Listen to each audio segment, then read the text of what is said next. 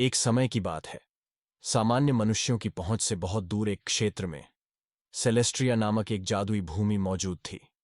ये एक ऐसी जगह थी जहां आसमान लैवेंडर और सोने के रंगों से रंगा हुआ था और हवा खिलते हुए स्टार फ्लावर की मीठी खुशबू से भरी हुई थी।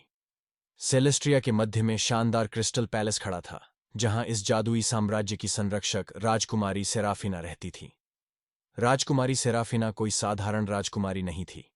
उसके पास एक अनोखा उपहार था, सेलेस्ट्रिया में घूमने वाले जादुई प्राणियों के साथ संवाद करने की क्षमता। उसका सबसे अच्छा दोस्त स्टारडस्ट नाम का एक राजसी पंखों वाला गेंडा था, जिसकी चांदी की अयाल हजारों सितारों की रोशनी की तरह चमकती थी। साथ में उन्होंने राज्य के छिपे हुए कोनों की खोज की, गुप्त ग्लेड्स और चमकदार झरनों की खोज की। एक दिन एक रहस्यमयी छाया सेलेस्ट्रिया पर काले बादल छाने लगी। भूमि के कभी जीवंत रंग फीके पड़ने लगे और जादुई जीव अपनी चमक खोने लगे। राजकुमारी सेराफिना जानती थी कि उसके प्यारे राज्य को बचाने के लिए कुछ करना होगा।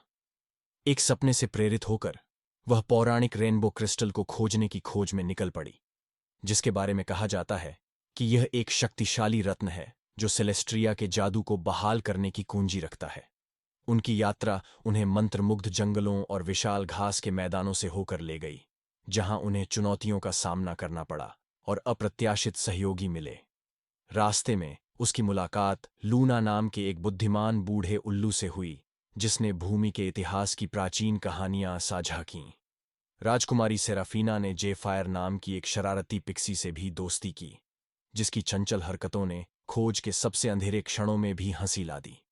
जैसे ही राजकुमारी सेराफिना खतरनाक मिस्टी पर्वत के पास पहुंची, उसे अपनी सबसे कठिन चुनौती का सामना करना पड़ा। हवा जादू से भरी हुई थी और भ्रम ने उसकी इंद्रियों पर चालें खेलीं।